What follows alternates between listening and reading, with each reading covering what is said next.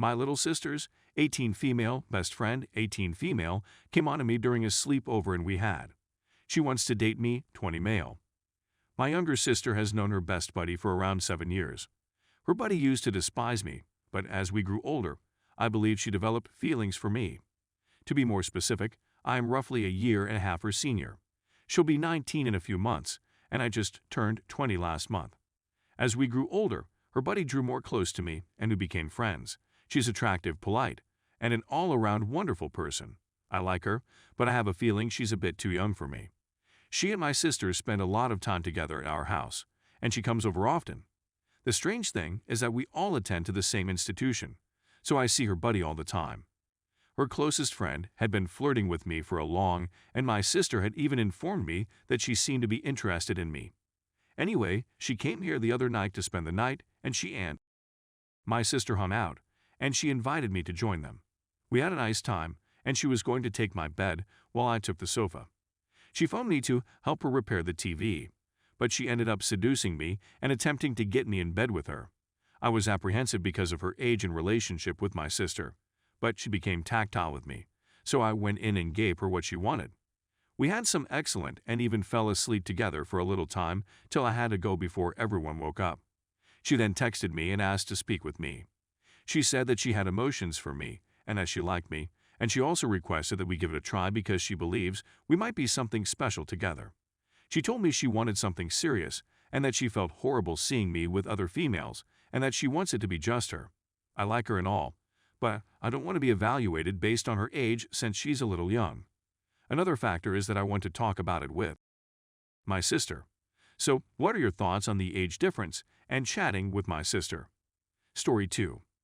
My wife cheated on me, but only after I did. The destruction of a man. This, my friends, is a heartbreaking real story, and I'm not sure why I'm typing it or if anybody will read it. It's late at night, and I haven't slept in months. I've likewise been unable to discuss this with anybody, so maybe this is my way of sharing. To begin the tale, we must go back to July/August of 2015. My wife and I had relocated because I had enlisted in the Army. She'd never been away from her family before, and I imagined she felt lonely. She obtained a job and acquired some new pals. I was pleased for her, but it turned out to be our undoing. Every day she and Amy, not the girl's true name, spent together. Amy introduced her to drugs, which shattered our marriage. During this period, my wife seldom spent time with me or spoke to me much.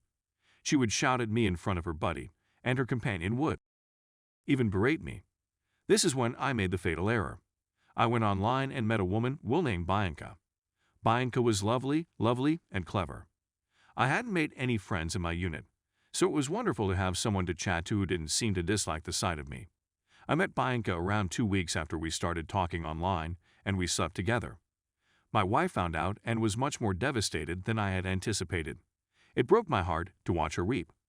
We agreed we needed some space, so she returned home for a week to be with her family. I expected her to spend this time to reflect on our marriage. As most of you would expect, she slept with someone else right away. They would meet almost every day, use pot, drink, and sleep together. After she returned, she lied about the romance for approximately a month.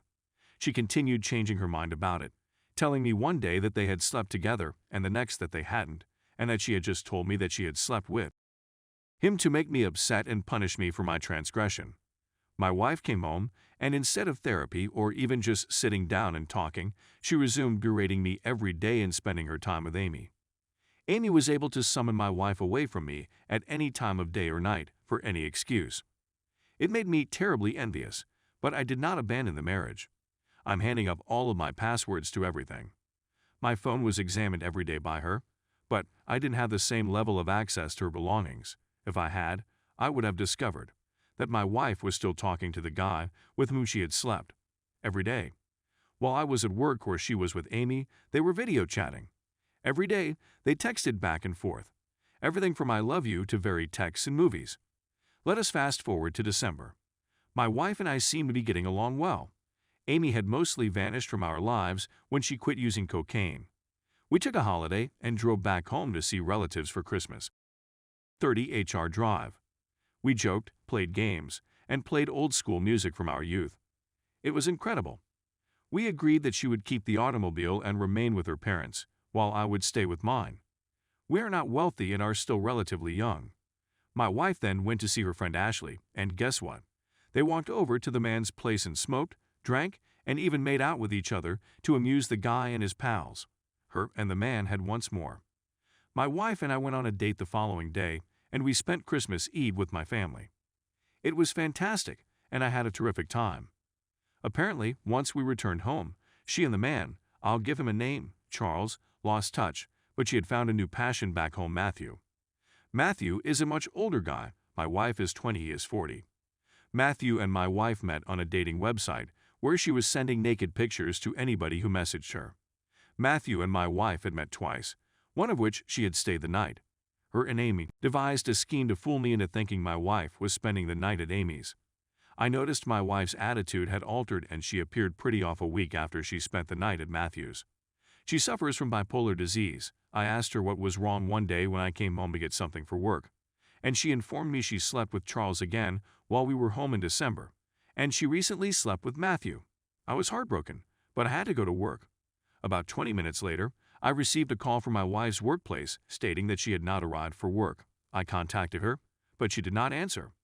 I eventually called our neighbors, who went to check on my wife. I got a call back indicating that my wife had requested to be sent to the emergency department.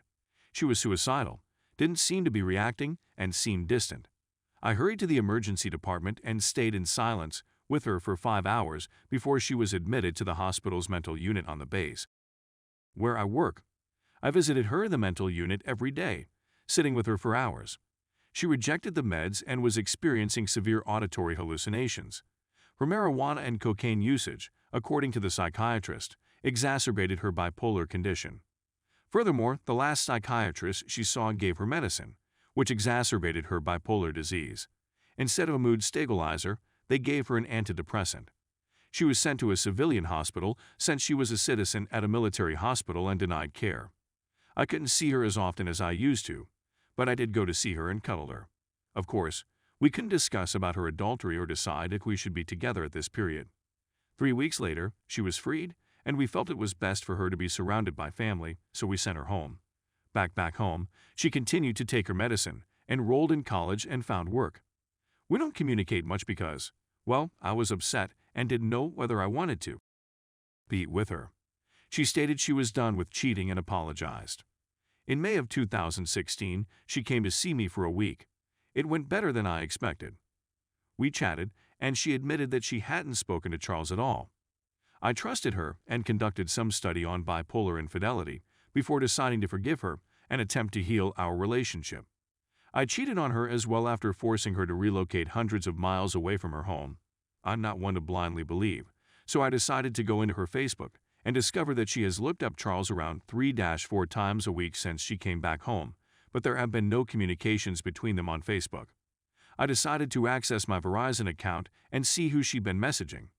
In April, I noticed she had contacted Charles multiple times. They texted and spoke on the phone for hours. I questioned my wife YET again whether she had spoken to any males since she had returned home. She informed me that Charles had contacted her, but she had ignored it, sensing that I had dredged up information. Needless to say, when I probed her, her tale shifted and unraveled. She claims she eventually called him to get marijuana and ended up smoking with him. She claims they never had and that she only saw him once.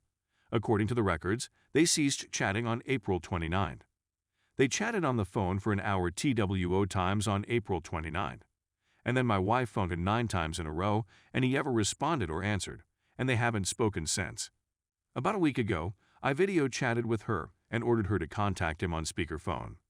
They converse, and he admits that they did not have in April.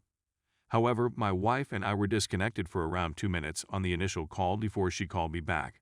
So there's a 2-minute gap, and she's previously shown that she's skilled at deception.